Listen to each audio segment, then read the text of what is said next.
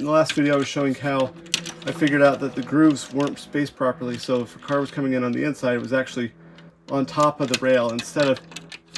That's what I wanted. I wanted it to come in and naturally kind of be in position where it could catch that rail, but instead it would hit this and start sliding and usually skip over that one and then catch some other guy down the road. So what I've done is I've redone the spacing. Now there's 6 grooves and they stay consistently spaced all the way through. Whereas on the last version, it started tighter.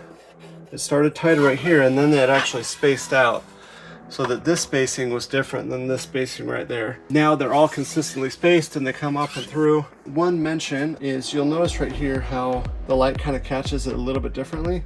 This is better. I've recently changed filament and I think this effect is not as bad as it used to be. If you look at some of the older stuff, it was like checkerboard. And it's all the same filament and they're all the same printers. It's just depending on how the light would catch it. And but this isn't as dramatic. But I do feel like the filament that I'm using now matches the Crash Racers track a lot better. Well, not a lot better, a little bit better. The intent with a modular turn is that you can do any angle that you want in 11.25 degree increments. So if you take 2 ramps and put them together, these 2 ramps and put them together, that's 22.5. And then you've got inserts from here to there that you can fill in to do any angle that you want. This is an example of an insert. There's this is a 22.5 degree insert. There's also 11.25 degree and 45. I also adjusted the bank of the ramp a little bit more. It's not easy to see. I've held it side by side. I know it changed. I saw it change in the software. So it'll be interesting to see how this goes today. To start out, we're going to start out with modified cars. I've got some vintage cars from Chase Family Racing. These are like their 2nd and 3rd cars or something that they kindly sent to us to test, to be able to use for testing. This guy's like 80 grams. He's quite heavy. There's a story behind this guy right here. On my SR2, while I was doing some testing, every car was making it through, like even the modified ones, except for this guy. And it's something about his weight placement. This guy just decides to flip on any turn at all. So I will admit that showing a car that flips every single time it goes down this turn doesn't make my track look great. But Chase Family Racing sent me these cars, and now whenever I want to have a car flip on command, I know exactly where to look. Roll over, boy. Good dog. Another car that we have is Mr. Darq sent in a car, and I just have to show off how awesome his presentation skills is. Here's Mr. Darq's car that he sent in to have us test with, and I really appreciate that. This car from Mr. Darq's the fastest car that I have around. It looks like he still slides a little bit at the beginning of the ramp, but is coming out right in the middle. And I didn't mean to send him backwards the second time, but it looks like he's still fast and still maintains a great line. Here it is slowed down even more so you can see the line that he's taking. I'm really happy with how he's exiting the turns. Here's a Lamborghini that my son modified. And right here we have John Alexander's first car. John Alexander is the racing name for my son, my oldest son.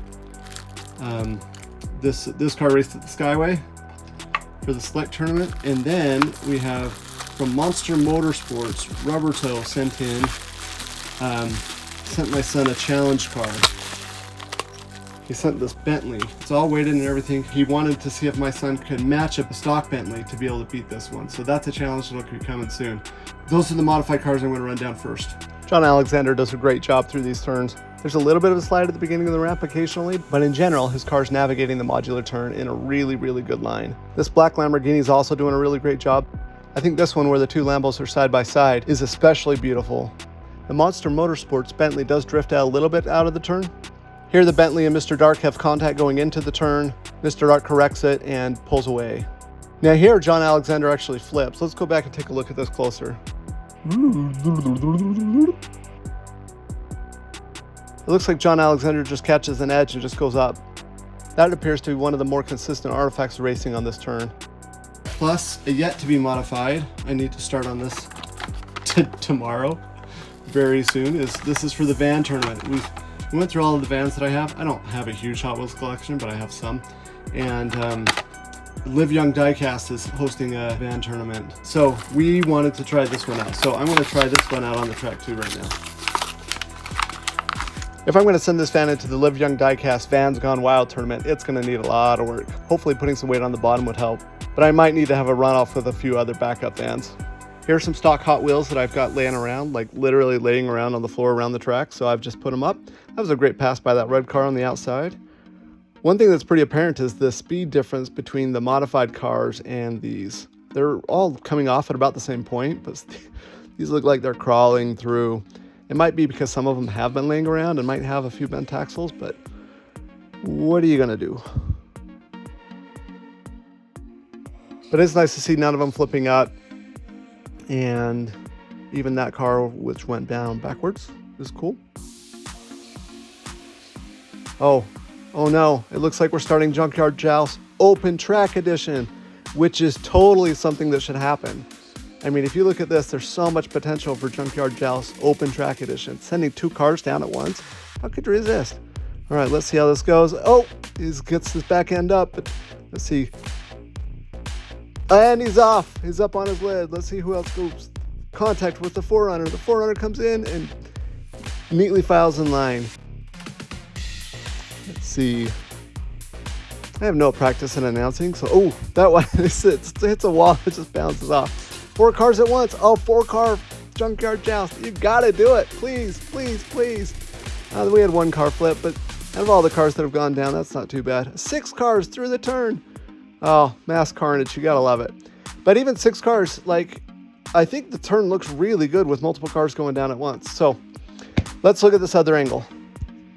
This is the angle where I discovered that the cars weren't fitting on the grooves very nicely in the last video. But with the adjustment, they fit on the groove better. It's still not as great as I'd hope it would be. It kind of makes me wonder, they're finding a groove down at ways, which is good, but it kind of makes me wonder if I should actually remove the grooves for the first section of the ramp so that cars don't have to hop up. It's not terrible. I'm still going to roll with this. I'm really happy with where it's at. I would love to hear your feedback on the grooves and what you think. I want to tell everyone who's been commenting, thank you so much for your support through this. The excitement that you guys have for diecast racing is really contagious, and it gets me really excited about all of the new possibilities. If you're interested in buying anything, you can email me at sales@spoolheads.com. Thank you again, everyone, and race on, friends.